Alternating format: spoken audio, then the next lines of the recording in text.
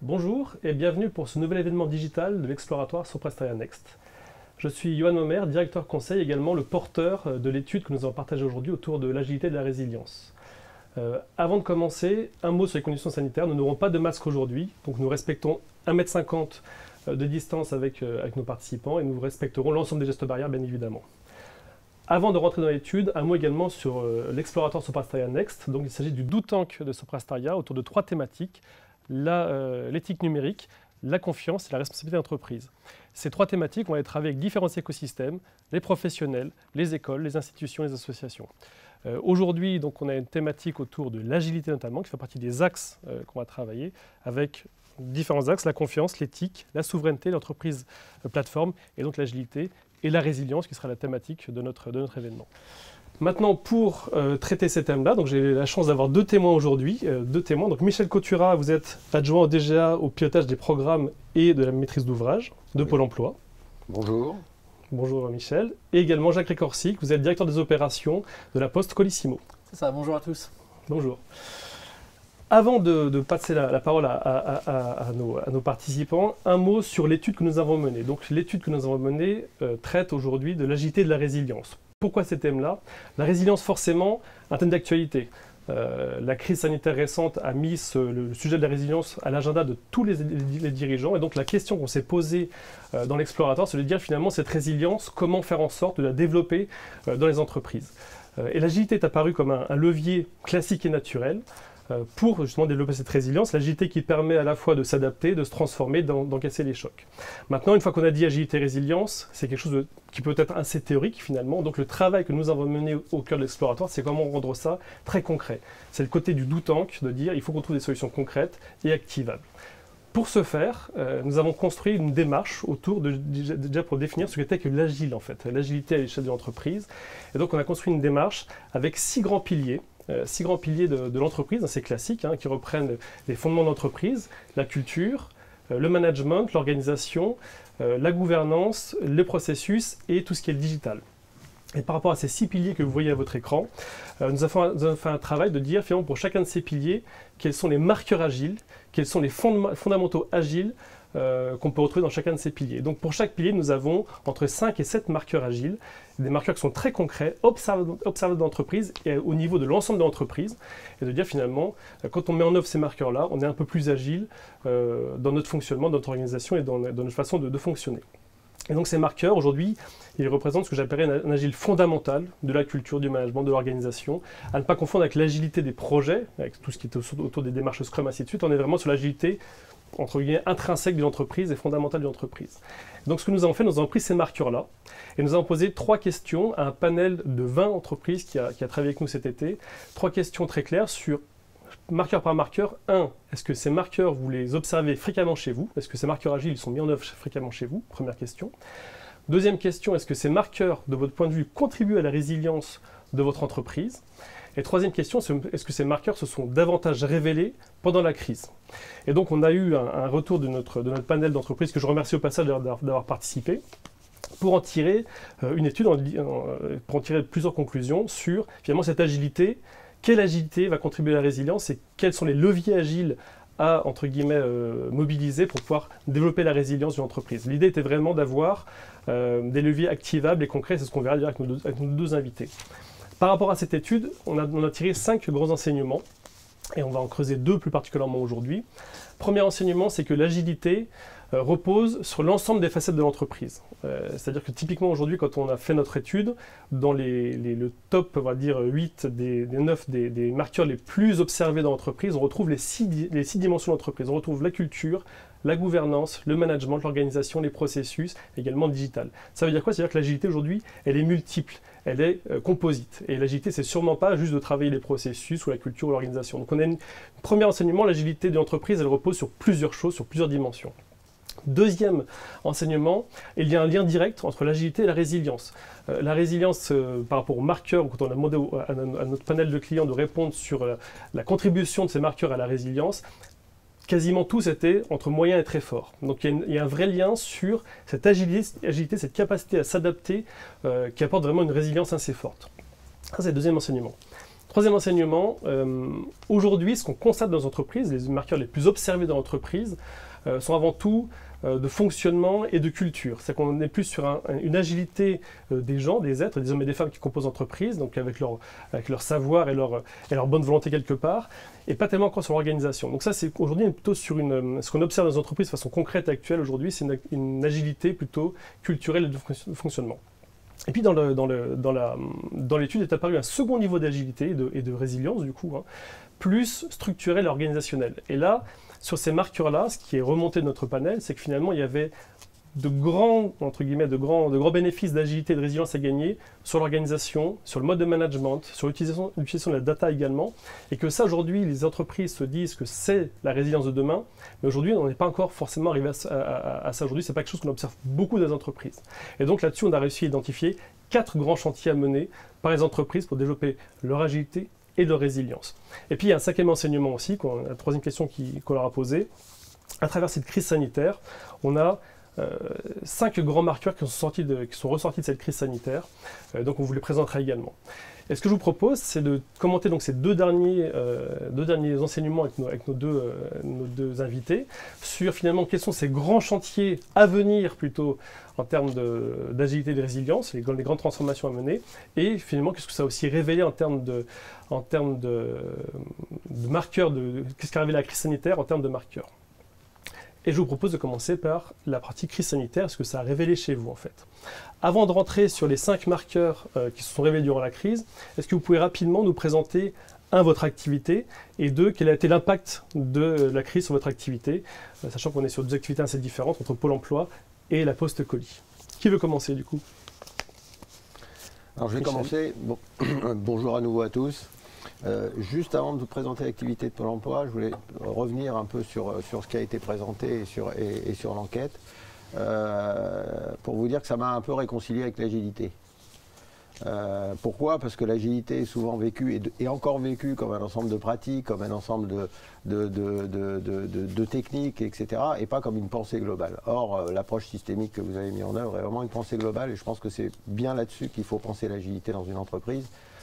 Pour ne pas mettre simplement l'adaptabilité technique et l'adaptabilité fonctionnelle au cœur du sujet, mais l'adaptabilité globale de l'entreprise. Ça, je pense que c'est important de le dire, parce que l'agilité est mise à toutes les sauces. J'ai tendance à dire, quand on a un marteau, on voit tout sous la forme d'un clou. Donc on a le marteau de l'agilité, il est asséné à tous les coins de rue, sans avoir réellement une pensée globale. Quand on fait de l'entreprise libérée, on fait de l'agilité, etc. Là, vous avez réconcilié l'ensemble des paramètres. Je trouve que c'est extrêmement intelligent. Et c'est extrêmement pertinent et moi je m'y retrouve complètement dans les mises en œuvre que l'on fait et puis vous le verrez, j'essaierai de vous le démontrer. Et c'est un des défis qu'on s'est fixé, de dire quand l'agilité concrète est tangible, quoi, dans le doutant. Ouais. Donc voilà, donc maintenant sur l'activité de Pôle emploi, je sais que le temps est compté et qu'il faut aller très très vite. Nous on a une mission de service public, donc on a une mission qui est fondée sur la continuité d'activité et sur la résilience et la résistance au choc. Pourquoi ? Parce qu'on a des publics fragiles, on a des publics qui ont besoin d'une relation en continu et donc toute rupture d'activité peut avoir des conséquences extrêmement importantes. Donc le fondement de notre pensée est quand même d'assurer un service en continu. Donc on a une grosse partie qui porte sur l'indemnisation. Par exemple, l'indemnisation, c'est un revenu de remplacement, c'est pas un revenu supplémentaire. Donc quelqu'un qui n'est pas indemnisé, c'est quelqu'un qui ne peut pas payer son loyer, c'est quelqu'un qui ne peut pas faire face à sa vie quotidienne. Donc cette mission-là, il est hors de question de l'interrompre, quel que soit le choc que l'on reçoit. On a des logiques autour de l'inscription. Quelqu'un qui doit s'inscrire pour accéder à ces éléments-là, on doit lui offrir cette partie-là. On a la relation avec le conseiller qui, durablement, et notamment en conditions de crise, continue à accompagner les demandeurs d'emploi, continue à les rassurer, continue à les mettre dans des positions positives. Donc on est sur une activité extrêmement sensible. Et humaine, et avec des paramètres sur lesquels, quelle que soit la situation, on ne peut pas arrêter cette activité-là. Donc ça, c'est un paramètre important pour juger de notre activité. Après, on est aussi sur des sujets où on dépend du gouvernement et des directives gouvernementales. Donc on a des réformes d'assurance chômage qui sont extrêmement importantes. On a un plan stratégique qui porte un engagement régulier vis-à-vis de l'État. On a lancé des grandes démarches autour de l'intelligence artificielle récemment qui sont aussi pour apporter un certain nombre de résultats. Quand la crise est apparue, on était plutôt dans une situation favorable. C'est-à-dire qu'on avait une situation de l'emploi qui commençait à se rétablir et on avait des missions qui étaient stabilisées. La crise arrivant, premier réflexe, protéger nos équipes. Protéger nos équipes parce que le contact avec le public c'est fondamental. On a des agences qui reçoivent du public, qui font énormément d'accueil, qui donnent énormément d'informations. Donc comment protéger nos agents et par là même protéger le public. Deuxième élément, c'est comment assurer les missions essentielles. On a une chance, mais la plupart des entreprises ont mené cette démarche. On a mis en place un plan de continuité d'activité qui dit quoi? Qui dit, la première mission, c'est l'indemnisation. Il faut assurer le revenu au demandeur d'emploi. 2, la deuxième mission, c'est l'inscription. Il faut être en capacité d'absorber les nouvelles inscriptions et de mettre donc les demandeurs d'emploi dans le circuit. La troisième mission, c'est l'accueil. L'accueil, maintenir un accueil dans les conditions sanitaires, c'est très compliqué. Donc on a réduit l'accueil à des situations critiques. Donc, aucune agence n'a été fermée. Par contre, l'accueil a été filtré. Donc on a maintenu aussi le présentiel sur ces agences-là. Au-delà de ça, on a aussi restructuré un certain nombre d'équipes. C'est-à-dire qu'on a mis beaucoup de gens à répondre au téléphone. Est-ce qu'il fait partie des marqueurs qui se sont révélés? On verra après sur ce point-là. On a dû réadapter toute la partie dématérialisée. La communication, les courriers, l'accès plus facile au site internet, la simplification des démarches, etc. Donc ça a accéléré certains éléments. Moralité, j'en dirai pas plus, on reviendra sur les éléments, mais on a réussi à maintenir un excellent niveau sur l'indemnisation. On a un peu dégradé la relation au public. On a installé des éléments comme la visio, etc., qui nous ont permis d'aller plus loin. Je pense qu'on a, d'un point de vue opérationnel et d'un point de vue agilité opérationnelle, le pari a été plutôt gagné. Et on pourra redescendre sur les marqueurs pour regarder comment. Tout à fait. Voilà. Merci beaucoup. Jacques, votre activité, du coup, l'impact dessus pendant la crise? Alors déjà, Colissimo, c'est le leader de la livraison de colis en France. On a à peu près 60% du marché, ça fait à peu près 2 milliards de chiffre d'affaires, donc des éléments assez importants. Et je dirais, il y a eu trois impacts assez importants. Le premier, c'est la croissance. Ça, on ne se l'attendait pas, c'est-à-dire qu'on a fait 30% de croissance immédiatement avec l'apparition du Covid. Alors que sur nos marchés, on est plutôt sur du 4-5%. Donc voilà, donc il fallait, alors qu'on avait les problèmes qu'avaient toutes les entreprises, avec des clients en difficulté, des opérateurs Vous avez malades, l'augmentation de etc. votre activité Une augmentation forte d'activité à ce moment-là. Et massive. Voilà. Donc ça, c'était le premier point. Deuxième, on est un acteur de proximité, une livraison de colis, et voilà, il y a bien entendu la boîte à lettres, mais souvent il y a le contact avec la personne, il y a même une signature à faire. Donc il a fallu trouver rapidement comment changer ce principe-là au regard des mesures barrières, tout simplement. Donc on a dû changer complètement nos processus sur ce côté-là.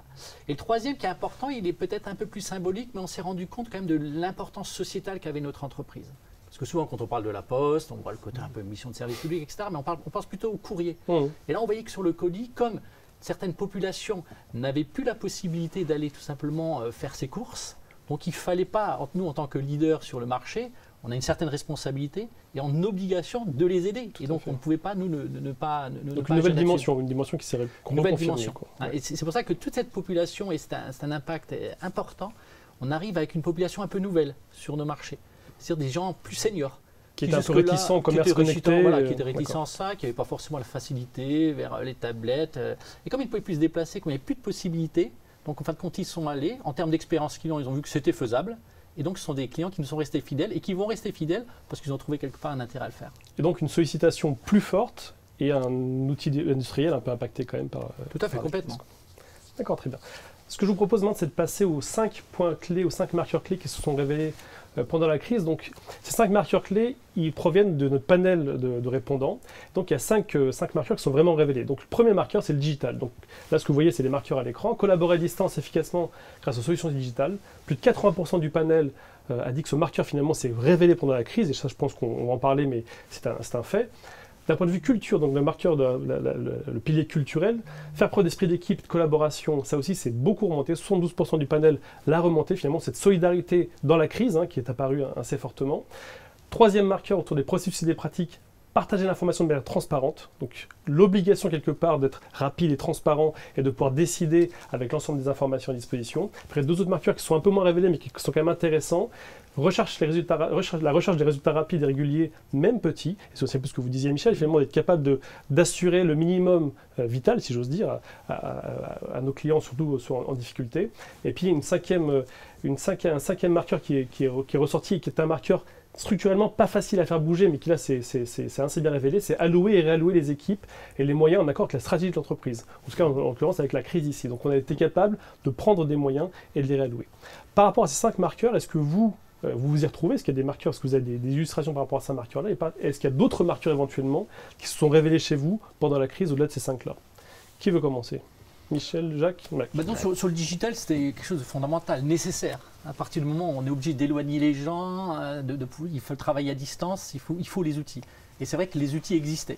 Par contre, les outils n'étaient pas utilisés de la même manière. Je vois encore beaucoup de collaborateurs qui faisaient des réunions téléphoniques, etc., avec la complexité que ça. Et donc, on a vu un certain nombre de systèmes, on peut parler de Teams ou de choses comme ça, où il était facile d'échanger de la donnée. On s'est même rendu compte, et ça fait un peu lien avec le deuxième point sur la culture, c'est-à-dire qu'on arrive à faire des réunions beaucoup plus efficientes, beaucoup plus efficaces, parce que le temps est compté, il faut être précis. Et comme on n'a pas ces problématiques d'aller d'une réunion à une autre, d'aller d'un site à un autre, le taux de présentéisme sur ces réunions était plus important. Hein, donc moi je considère que c'était des points essentiels pour en tout cas maintenir cette continuité-là. D'accord. Donc l'outil était prêt, mais la fonction, l'utilisation a changé. Il n'y avait pas d'obligation de l'utiliser plus que ça, parce qu'en fin de compte, encore une fois, la distance, le télétravail, etc., n'était pas aussi développé. Aujourd'hui, on voit que c'est essentiel et on peut trouver de l'efficacité quand même là-dedans. Côté Pôle emploi, est-ce que le constat est sur ce premier marqueur? Est-ce qu'il y a quelque chose de similaire ce premier marqueur, il est évident que c'était une condition absolue. Quand on a 35 000 agents qui basculent sur du travail à distance en, j'allais dire, quelques jours, voire quelques heures, que ça pose pas énormément de problèmes. Donc il y avait une maturité quand même qui était un peu cachée. Une maturité technique. Donc pour la continuité, c'était incontournable. Mais aussi pour la relation demandeur d'emploi, tout le travail qui a été fait sur le digital, tout le travail sur la dématérialisation, sur la capacité d'accéder aux services, sur la capacité d'accéder à l'information, etc., ça a été aussi un déterminant extrêmement fort. C'est-à-dire que là, on est sur de la relation client, on est sur de la relation usager, entre guillemets, augmentée, avec une offre de service qui est une offre de service à la fois en présentiel et à la fois à distance. Donc ce mixte des deux... Parce que ça a impacté aussi le client finalement, c'est pas que de l'interne. Vous avez réussi, essentiellement. Oui, la visioconférence par exemple, qui était des entretiens en visioconférence, qui étaient relativement peu développés. Le présentiel est souvent favorisé. Cette carte-là a été essentielle pour maintenir un certain nombre de niveaux d'entretien, alors que les agences étaient fermées, que les entretiens courants ne pouvaient pas être faits en agence, par exemple. Voilà, donc ce marqueur-là a été très fortement mobilisé. Chez nous, très fortement mobilisé et une des conditions de réussite majeure. D'accord. Si on revient sur deux marqueurs suivants autour de l'esprit d'équipe et du partage d'informations, et je pense que Jacques, vous avez un peu évoqué le sujet, qu'est-ce que ça a transformé finalement aussi la façon de travailler ensemble quelque part, cette crise autour de ces deux marqueurs de transparence et d'esprit d'équipe et de collaboration, quoi. Je pense qu'au-delà même de la transparence, parce que la transparence est nécessaire, nous on s'est rendu compte du sujet du temps réel. Il fallait avoir toutes les informations en temps réel. Ça c'est important, et ces informations partagées à tous les niveaux. Parce qu'au moment, lorsqu'on est dans une crise comme ça, effectivement, on ne peut pas se poser des questions de ce qui s'est passé il y a 3 jours, c'est qu'est-ce qui se passe aujourd'hui. Et je pense qu'après, tout le sujet était effectivement, et on prend le deuxième point sur un peu l'esprit d'équipe, c'est comment est-ce qu'on manage une équipe à distance, quoi. Donc il faut qu'on crée un certain nombre de rituels qu'on n'avait pas. Donc important de faire une réunion le matin, déjà, tout simplement pour savoir effectivement comment vous allez, quoi. Est-ce que tout le monde va bien, etc. Où est-ce qu'on va clôturer également la journée avec une réunion d'équipe, quoi. Voilà ce qui s'est passé aujourd'hui. Voilà. Et je pense que ça a été 2 éléments importants. Et encore une fois, avoir des informations en temps réel pour pouvoir dispatcher autour de ça. Donc en termes de résilience, si on revient un peu au sujet de la résilience, ces 3-là, la capacité à se connecter, à se parler, à se faire confiance et être dans l'échange transparent, sont clés quelque part. C'est ceux qui se révèlent. Côté Pôle emploi, sur le partage entre les équipes, est-ce que c'était un peu sur le même... Alors, ce point, à mon sens, il est essentiel. Je pense que l'agilité opérationnelle passe d'abord par les hommes. Donc les équipes, leurs compétences, leurs compétences à la fois techniques, mais leurs compétences en termes comportementales et d'action, je pense que c'est essentiel. Et effectivement, la capacité de s'auto-organiser d'une agence, par exemple, que l'on promeut depuis un certain temps, qui permet de réallouer les ressources. Ça fait partie des grands chantiers que vous avez menés. La capacité des managers à interagir, à accompagner les équipes, à leur donner confiance, à leur donner des marges de manœuvre que certains n'avaient pas l'habitude de prendre, parce que quand on est dans un collectif intégré, certains prennent des marges de manœuvre, d'autres n'en prennent pas. Là, on avait l'obligation plutôt d'avoir beaucoup d'acteurs qui travaillent sur les marges de manœuvre. Donc ça, c'est pour moi, ce qui s'est passé, c'est avant tout une affaire d'hommes. C'est ça, sur la culture aussi, c'est ce qu'on disait aussi dans les enseignements. Les outils sont facilitants, les outils ont accéléré. Ils étaient matures quand même, les outils. Ils étaient matures, donc c'est un moyen. Mais le choc opérationnel et l'agilité opérationnelle est essentielle et l'agilité opérationnelle, elle est portée par le réseau, elle est portée par les acteurs. Je ne parle pas du SI, je ne parle pas des maîtrises d'ouvrage, je ne parle pas des métiers qui sont dans une démarche plus professionnelle en termes d'agilité parce que les techniques sont installées. Mais quand on a des agents qui délivrent du service et du service en continu, la capacité à prendre des décisions en local, la capacité à s'organiser, la capacité à orienter les moyens, la capacité à solliciter des plateformes téléphoniques en relais, etc., ça a été vraiment un sujet de levier extrêmement important. Et justement, si on rebondit sur la partie allocation des ressources et puis quelque part recherche des résultats, ça c'est aussi quelque chose qui s'est révélé chez vous, le fait d'être capable de réorganiser des équipes assez rapidement pour quelque part livrer soit le colis, soit entre guillemets la prestation attendue par les clients de Pôle emploi. Ouais. Moi j'ai le choc ou la crise, je l'imagine sous forme d'une déformation, qui est une première déformation qui touche le réseau. Donc la réactivité, donc la capacité à mobiliser les équipes. Donc le choc, c'est plutôt de l'agilité opérationnelle. C'est ça. Et quand on visualise une voiture, on sait que la voiture elle est construite pour amortir le choc et protéger les passagers, même si la voiture y reste. Donc l'agilité opérationnelle, elle est fondamentalement construite comme ça, et c'est fondamentalement cet esprit-là qu'on doit porter dans la résilience des entreprises, c'est qu'il faut bâtir des processus qui soient résilients. Parce que c'est pas par nature, par design. Par design. Et c'est pas simplement pour de la résilience, c'est aussi pour conduire une transformation et pour travailler dans un univers incertain. Aujourd'hui, il y a eu la crise, il y a le post-crise, on a les mêmes réflexes post-crise que la crise et on doit s'intégrer dans une transformation beaucoup plus longue. Donc, on va en parler après justement. Voilà. Et ces marqueurs qui sont rechercher des résultats rapides, réorganisés, moi j'appellerais ça plutôt de l'agilité tactique, c'est-à-dire que ça remonte au niveau des managers, ça remonte au niveau de ceux qui pensent. Mais vous avez réussi à le faire en tout cas, parce que parfois on peut le vouloir et le pouvoir est différent. Et la réussite était obligatoire. Si on n'a pas cette capacité-là, la continuité de service n'est pas assurée. Donc réduire ses ambitions, les positionner sur des résultats pointus, être capable si on parle des systèmes d'information, on avait des grosses versions qui étaient prêtes à être installées. Elles n'ont pas été installées parce que toutes les équipes étaient bloquées. Quels sont les résultats tangibles qu'on veut atteindre et comment ça rentre dans une logique globale. Donc là, on a des mécanismes extrêmement agiles pour le faire. Côté colis, sur l'adaptation des moyens et du plan de transport, si j'ose dire. Oui, je pense que l'adaptation des moyens, c'était pour revenir sur un certain nombre de basiques. Enfin, quand nous demandaient nos clients qui devenaient de plus en plus nombreux, faites correctement le travail. On s'est recentré sur les basiques. Voilà, on se reconcentre sur les basiques. Et en fait, quand on se reconcentrant sur les basiques, il était facile de donner un objectif à tous. C'est-à-dire, il faut livrer 2 jours. Donc, c'était plus le sujet aujourd'hui des tests qu'on fait sur les drones, la robotisation, etc. On est revenu. C'était ça. Donc en termes de communication et en termes de réallocation des ressources, en se disant effectivement, c'est l'opérationnel qui prime, parce que c'est ce sujet-là, bien entendu.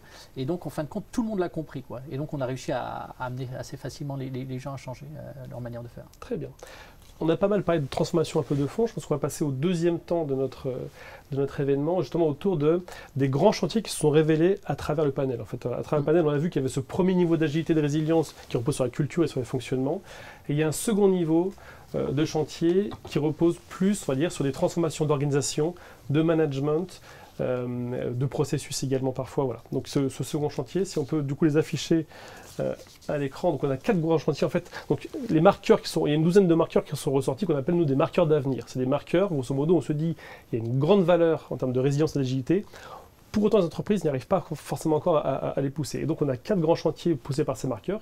Il y a un premier chantier qui est le décloisonnement des équipes. Ça, c'est beaucoup remonté en disant la capacité à travailler en collectif entre les équipes, à faire passer l'information, est encore devant nous un petit peu. Ça apporte beaucoup en termes de résilience. Par contre, dans les faits, parfois, il y a encore un peu de travail là-dessus. Deuxième chantier, mais je pense que tous les deux, vous avez déjà engagé ce chantier-là, c'est responsabiliser les équipes. C'est-à-dire comment est-ce qu'on donne les moyens aux équipes d'agir sur un résultat, d'être objectivé, d'avoir quelque part une certaine autonomie là-dedans. Troisième chantier important, et c'est un peu un chantier qui est lancé au long cours, c'est l'évolution du modèle managérial. Comment je fais de mes managers plus des transformateurs, éventuellement des coachs aussi dans l'accompagnement. C'est-à-dire que c'est plus le manager qui dirige, mais c'est le manager qui accompagne. Ça a monté pas mal aussi dans le panel. Et puis le quatrième, qui est un gros enjeu important pour beaucoup d'entreprises, c'est comment on aide, entre guillemets, comment on aide de la data et des outils pour éclairer la décision. C'est grosso modo, on a beaucoup de data, pas forcément toujours structurée, et comment demain on en fait un outil de la décision. On sent que c'est une piste à creuser, pour autant on n'arrive pas toujours forcément à le faire, quoi. Donc par rapport à ces 4 grands chantiers, vous, je sais que vous avez engagé de part et d'autre des grandes transformations.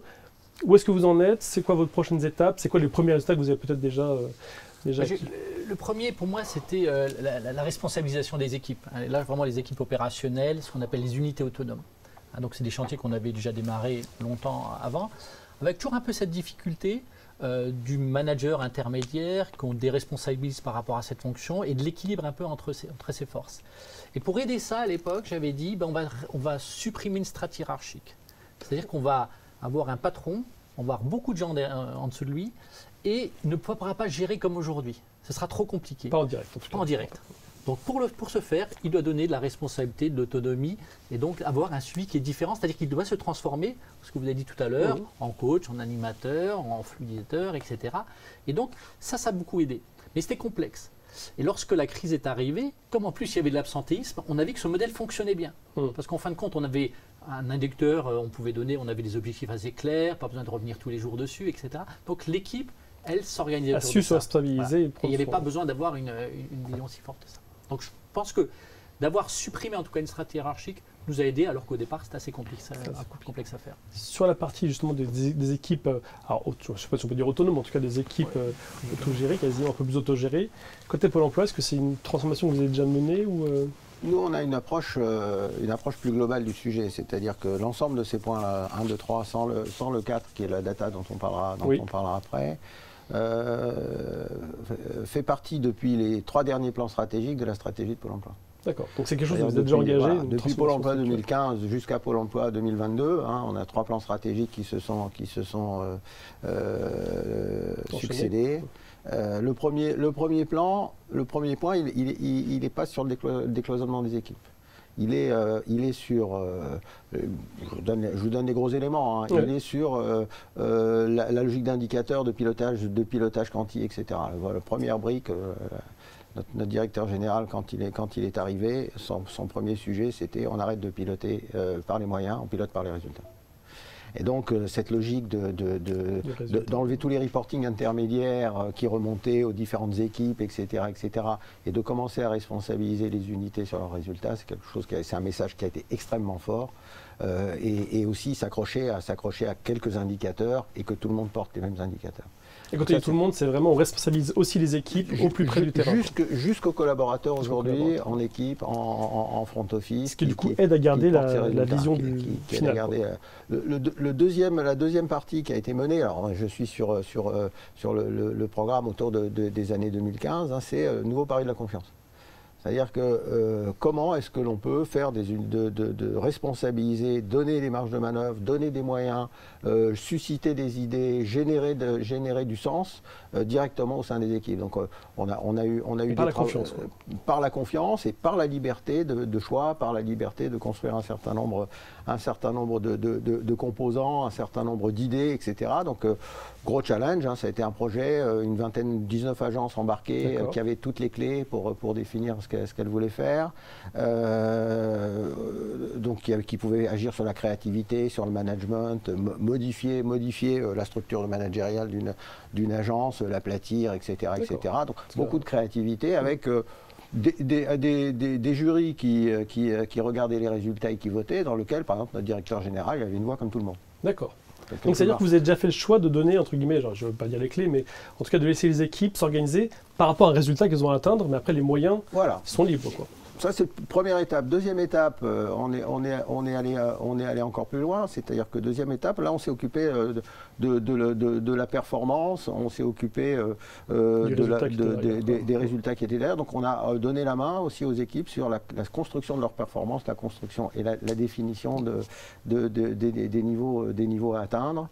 On a mis en place des travaux en design thinking, en local, pour définir l'agence de demain, pour définir les processus, etc. Donc on a laissé énormément de liberté aux agents. Et là, on est dans la troisième étape où on s'accroche à 10 principes qui ressemblent bougrement, étrangement à vos marqueurs, hein, qui sont l'agilité au sens adaptabilité, mais qui sont la confiance, qui sont la coopération des équipes, etc. Et ces 10 principes-là sont appliqués de haut en bas dans l'entreprise avec l'ensemble des équipes qui travaillent dessus. On a par exemple aujourd'hui, on a des dialogues de performance ascendants. Quand on dit dialogue de performance ascendant, on commence à jargonner, ça veut dire quoi? Ça veut dire que l'agent, son équipe, son directeur d'agence, son DT travaillent ensemble pour définir les objectifs, pour définir les moyens, pour définir les processus. Et aujourd'hui, c'est déployé dans l'ensemble des agences. Donc on a ce mouvement-là.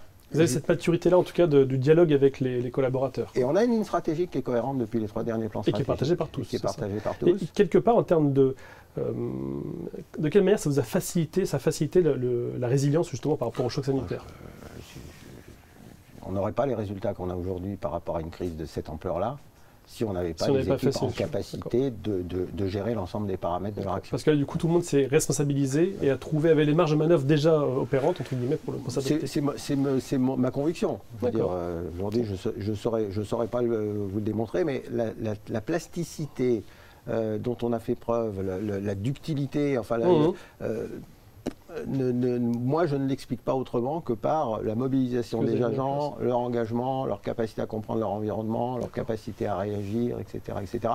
La capacité des managers à les accompagner quand on parle de la position des managers, la capacité de mettre des managers en position d'accompagnement plutôt qu'en position hiérarchique. Je vais répondre en anticipation peut-être à des questions que vous posez. Combien de temps? Combien de temps? C'est 3 plans stratégiques. 3 plans stratégiques, c'est 9 ans. Et juste, on revient sur le dernier marqueur, autour de la data, justement. Déjà, la data qui permet de mieux décider, d'essayer de façon plus éclairée. Je pense que vous avez fait des travaux là-dessus. Et je crois que juste avant, moi je pense qu'il y avait un marqueur, on allait assez rapidement, c'est la politique des petits pas. Oui. Je pense pour moi, elle est fondamentale. C'est-à-dire la conduite de projet. Alors on a tous fait des formations en méthode agile, etc. Et on avait plutôt tendance à prendre ce qu'on apprenait à nos méthodes de projet. Là, le fait d'être obligé de changer tout de suite, parce qu'on ne peut plus produire de la même manière, voilà, cette politique de petits pas en disant effectivement on a une bonne cible, on voit où on va, mais à court terme, demain, c'est ce jalon-là qu'il nous faut. Voilà. Demain, on s'améliore, etc. Et ça a eu ça a permis vraiment de travailler en agile, hein, avec cette notion un peu de sprint. Et de délivrer et vraiment, on a réussi à avoir une cohésion complète, en tout cas sur ces projets. Et je pense que là c'est une vraie transformation qu'on retrouve aujourd'hui dans nos entreprises. Après, sur la data, effectivement, la data, on l'avait. D'ailleurs, on a ce qu'on appelle des data lakes. Hein. Moi, j'ai des milliards de données. La seule difficulté, c'est comment est-ce que je vais exploiter ces data. Et c'est ça le vrai sujet pour moi aujourd'hui. C'est-à-dire que, en fin de compte, cette fois-ci, par l'intégration de l'intelligence artificielle, qui va nous aider à nous dire de quoi j'ai besoin. Et faire le tri dans cette data. Et faire le tri dans cette data, là, effectivement, ça a fonctionné. Parce que souvent, ce que je dis d'ailleurs, mon DSI, l'intelligence artificielle, les data m'ont pas dit qu'il y allait y avoir une crise de Covid. Quoi. Alors que non, on m'avait annoncé à l'époque pas mal de choses, mais pas celle-là. Alors, elle a été fondamentale, en tout cas, pour toutes les entreprises. Donc, je pense que le sujet aujourd'hui, c'est plutôt avoir une intelligence artificielle qui est en train de dire, voilà, quels sont les inducteurs, les changements que je peux avoir, que je peux lire, qu'est-ce qui est utile pour qui. Et effectivement, et là, on va faire des sauts encore qui vont se prolonger. Côté Pôle emploi, est-ce que sur la data, vous avez... Sur la data, il y a un double phénomène. On a réinterrogé aussi nos plans stratégiques, hein, on a aussi réinterrogé aussi nos trajectoires à court et moyen terme. Et pour ça, la prédictibilité sur les volumes de demandeurs d'emploi, sur les emplois en tension, etc., c'est un peu au cœur de notre activité d'avoir cette vision-là. Donc on a effectivement à gagner énormément sur l'anticipation et sur la pertinence en termes de data. Et puis par ailleurs, étant responsable du projet intelligence artificielle et étant à la porte de déposer un certain nombre d'algorithmes prédictifs qui s'inscrivent forcément sur un apprentissage qui est en continuité d'avant la crise, on en a pris un coup parce que ces entraînements et ces algorithmes aujourd'hui ne veulent plus rien dire. Il faut les réentraîner, il faut les repositionner. Donc la data, c'est quelque chose de volatile, c'est quelque chose à la fois de consistant et à la fois de fragile dans sa continuité. Et donc il y a des mécanismes à installer. Qui sont plutôt devant nous en fait. Qui sont plutôt devant nous et qui nécessitent une nouvelle technicité des nouveaux acteurs.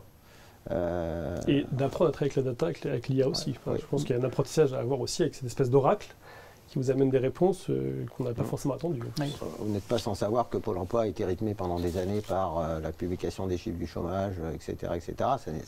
Donc il y a énormément de travail sur la data, beaucoup d'équipes qui travaillent sur cette data, mais d'un point de vue statistique aujourd'hui, d'un point de vue là il faut qu'on passe à la dimension supérieure d'intelligence artificielle, de prédictibilité, etc. Parfait. Ce que je vous propose, c'est de passer aux questions-réponses. Donc on a plusieurs questions qui sont arrivées. Donc une première question, et je pense qu'on a commencé un peu à y répondre, mais c'est intéressant, c'est finalement de dire comment est-ce que vous avez, notamment par rapport à ces derniers grands chantiers que vous avez évoqués, réussi à embarquer les équipes finalement. Parce que quelque part, là, ce qu'on dit, c'est que ça part de la DG jusqu'aux collaborateurs, qu'ils soient Pôle emploi ou La Poste. Comment vous faites ça et combien de temps ça prend quelque part? Vous avez un petit peu répondu, Michel, mais parce que c'est une transformation quand même qui est lourde et forte et que tout le monde n'a pas encore engagé. Donc, c'est quoi un peu vos recettes par rapport à ça, en termes d'agilité et de résilience? Parce que, et puis aujourd'hui, vous en tirez les bénéfices de la résilience, mais comment on procède pour faire une transformation de cette nature-là? Tous les projets, effectivement, on les a amenés depuis quelques années. D'accord, donc ils étaient plus ou moins aboutis. Enfin, la réussite de la société aujourd'hui montre qu'effectivement les choses ont été prises en compte. Par contre, je pense que lorsque la crise est arrivée, le fait de limiter le nombre d'objectifs, tout simplement, et que tout le monde se sentait concerné par cet objectif. Vous aviez embarqué tout le monde déjà. Voilà. Donc, je pense que ça a été un des marqueurs forts, en tout cas. Et je le vois souvent parce que j'ai des grands clients, alors des fois qui sont critiquables ou pas, Amazon, etc.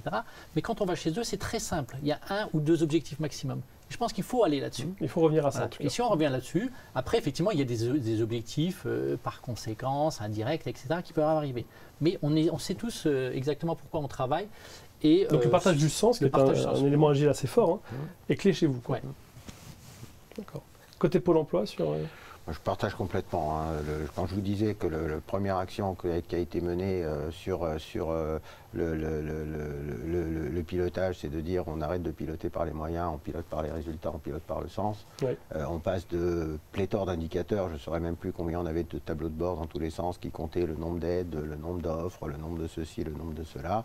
On est passé à des indicateurs de résultats qui sont en partie des indicateurs de satisfaction et en partie des indicateurs sur des cycles de réponse, etc. Très pratiques, très lisibles, qui comptent beaucoup et qui sont aujourd'hui regardés par le directeur général, regardés par l'agent. D'accord. Alors justement, ça enchaîne avec la question suivante, c'est finalement, dans tout ça, cette transformation, la crise sanitaire également, mais toutes les transformations que vous menez, c'est quoi l'impact pour les clients? Là, on a parlé d'impact des collaborateurs, finalement, des collaborateurs plus engagés, je crois, dans une entreprise qui se modernise quand même dans son dialogue social. Pour les clients, ça veut dire quoi demain, en fait, cette transformation-là? Est-ce qu'ils sont plus embarqués? Est-ce qu'ils ont plus de proximité même interne? C'est-à-dire, la première des choses, c'est... Alors, le client considère aujourd'hui, enfin, si on regarde notre activité, il a plus de besoins. D'accord. Donc, on va l'amener, on va déjà, la première des choses, c'est effectivement répondre à ce besoin-là. Il a besoin de sécurité aussi. Quand on parle, on est un acteur de proximité. Tous les jours, un facteur rencontre n'importe quel Français, il ne va pas lui ramener l'épidémie. Donc, il faut effectivement qu'on travaille beaucoup sur comment est-ce qu'on peut le protéger. Et après, on a nos clients expéditeurs. Donc ceux qui vont effectivement par lesquels vous allez passer pour avoir quelque part un colis, qui vont nous demander de les accompagner sur plus de data, plus de comment être en capacité d'avoir quelque part le meilleur flux pour toucher le meilleur client destinataire. Comment être en capacité de faire que les gens ne se déplacent plus. C'est vraiment l'objectif. Nous on appelle ça le taux de réussite de la première présentation. Il faut que ça arrive tout de suite chez vous. Il ne faut pas en plus que vous déplaciez au bureau de poste ou ailleurs. Donc il y a tous ces chantiers-là qu'il faut maintenant mettre en place et qu'il faut développer encore plus, du fait aussi de la mise en place du télétravail, parce que tout ceci, quelle que soit l'évolution de la pandémie, une grosse partie va y rester. Va rester. Alors justement, ça faisait partie des questions, effectivement. C'est le client ou l'usager chez nous. Et le premier principe de la transformation dont vous parlez tout à l'heure sur trois plans stratégiques, le premier principe qui aujourd'hui qui est diffusé à tous les niveaux de l'entreprise, c'est une orientation client de tous les acteurs. C'est-à-dire que le client est vraiment non seulement regardé, mais... Ça, c'est votre cap dans la tempête. C'est le cap dans la tempête. Et notre plan de continuité d'activité, il a une partie de la préservation de nos agents, mais notre plan d'activité, il est orienté résultat client. D'autant que, comme je vous le disais au début, on est sur des publics fragilisés, donc l'importance du public, l'importance de la compréhension est primordiale. Mais plus globalement dans la culture de l'entreprise aujourd'hui, on parlait de plan stratégique tout à l'heure, de construction du plan stratégique. Pour répondre à votre première question, le plan stratégique, il a été construit sur l'ensemble de l'entreprise avec la coopération, y compris des agents. Il a été partagé, structuré avec, dès le départ, vous aviez l'ADN, avec des idées on l'a partagé avec des structures externes, etc. pour bien s'intégrer. La crise n'a fait que renforcer cette sensibilité encore plus forte sur, par exemple, l'accessibilité aux services et la facilité d'accessibilité aux services. On a dû réagir extrêmement rapidement pour réadapter des courriers, réadapter des process d'upload pour les simplifier, aller vers des procédures qui étaient pas dématérialisées pour mettre en place des solutions de contournement pour y accéder, etc. Donc ça a encore renforcé cette proximité qu'on a par nature avec nos usagers, puisqu'on s'inscrit dans cette relation-là. Très bien. Du coup, justement, ce sera la dernière question de notre événement. On voit quand même que tous les deux, vos entreprises ont réussi à gérer la crise de façon assez entre guillemets, cohérente et forte, quelque part, par rapport à ce que vous étiez, aux transformations que vous avez engagées. D'un point de vue sociétal, qu'est-ce que vous allez en ressortir et comment est-ce que vous allez en faire éventuellement un élément de fierté pour vos collaborateurs qui ont quand même réussi, beaucoup dans la tempête, à maintenir le cap? Est-ce que du coup, ça va changer quelque chose pour vous? Vous allez peut-être faire un levier de ça aussi à l'avenir? Oui, je pense, parce qu'effectivement, on s'est rendu compte, vous êtes rendu compte, on l'a dit, on s'est rendu compte du besoin de poste, mais peut-être pas forcément, on l'a dit, du courrier. Vous l'avez vu. Mais presque plus du colis. Et ça s'est ressenti parce que j'ai un moment, quand on était en forte crise, et c'était comme partout, on a réduit l'activité, on a continué à livrer, mais on l'a réduit, et on s'est rendu compte que les gens, on les prenait quelque part en otage. Parce qu'il n'y avait pas d'autres possibilités. Enfin, il n'y a pas énormément d'acteurs. Ça donnait un besoin premier. C'était un besoin premier, quoi. Et on avait d'ailleurs, au démarrage de la crise, une réaction de nos opérateurs. On disait, attendez, c'est pas normal, nous on travaille, on prend des risques. Oui. On sait pas, et à l'époque, on ne savait pas comment allait partir la pandémie. Donc ça a été très compliqué.